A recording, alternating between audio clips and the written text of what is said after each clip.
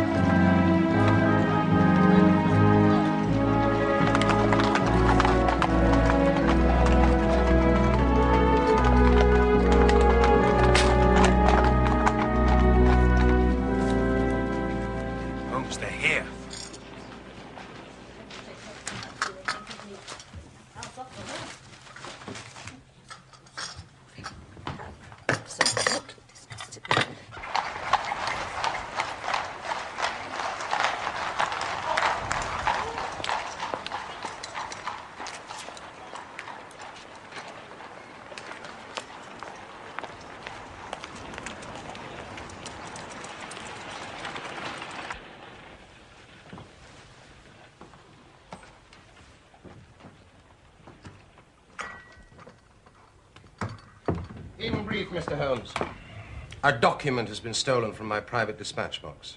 And when I discovered my loss, which was at 8 o'clock this morning, I at once informed the Prime Minister. It was at his suggestion that we both come to you. You have informed the police? No, sir, we have not done so. Nor is it possible that we should do so. To inform the police must, in the long run, mean to inform the public. And that is what we particularly desire to avoid. And why, sir? Because the document in question is of such immense importance that its publication might very easily, I might almost say probably, lead to European complications of the utmost moment. Unless its recovery is attended by the utmost secrecy, then it may as well not be recovered at all. For all that is aimed at by those who have taken it is that its contents should be generally known. I understand.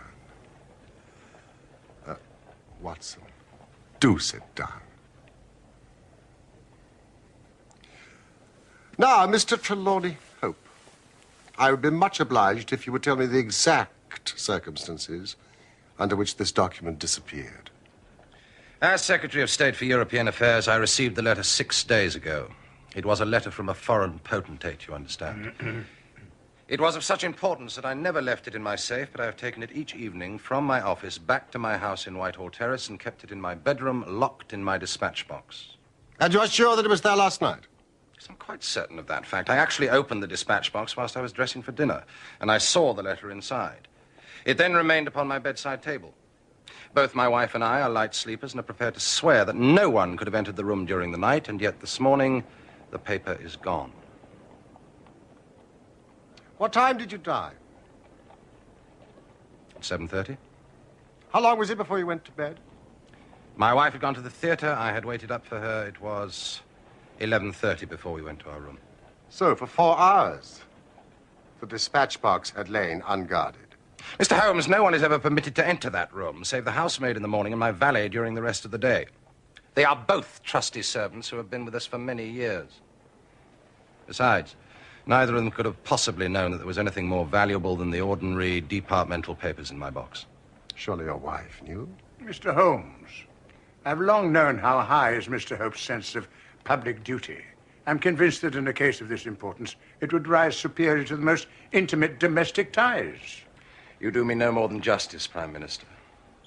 Until this morning, I have never breathed one word to my wife upon this matter. Well, who is that in England who did know of the existence of this letter? Each member of the cabinet was informed of it yesterday, but the pledge of secrecy which attends every cabinet meeting was increased by the solemn warning given by the Prime Minister. God! To think that within a few hours I myself should have lost it.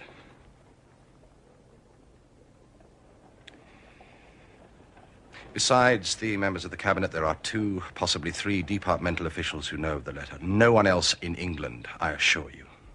But abroad? I believe that no one abroad has seen the letter except the man who wrote it. I am well convinced that his ministers, that the usual official channels have not been employed in this case.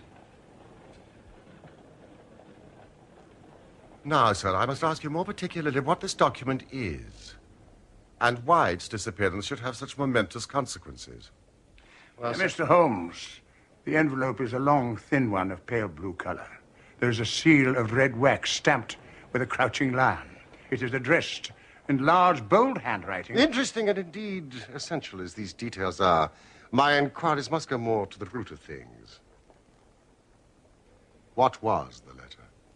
It is a state secret of the utmost importance, which we cannot tell you, nor do I see that it is necessary.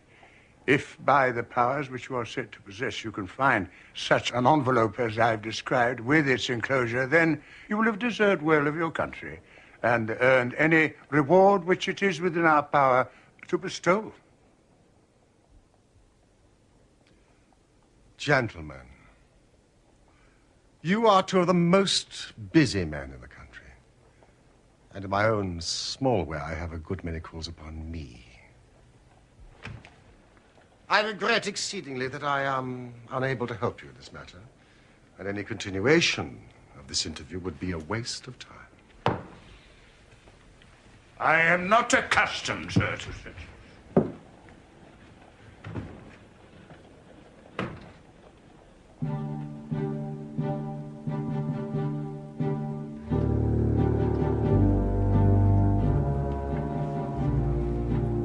Mr. Holmes, we must accept your terms. No doubt you are right, and it is unreasonable for us to expect you to act unless you have our full confidence. I agree with you, Prime Minister.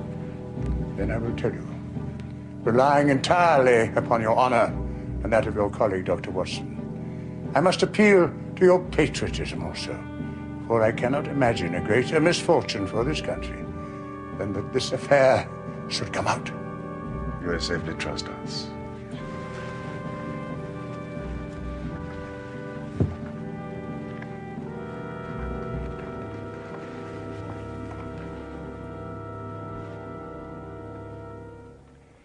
The letter, then, is from a certain foreign potentate who has been ruffled by some recent colonial developments of this country. It is written hurriedly and upon his own responsibility entirely. At the same time, it is couched in so unfortunate a manner that its publication would undoubtedly lead to the most dangerous feeling in this country. There would be such ferment, sir, that I do not hesitate to say that within a week of the publication of this letter, this country would be involved in a great war. And it is this letter which may well mean the expenditure of £1,000 million and the lives of 100,000 men.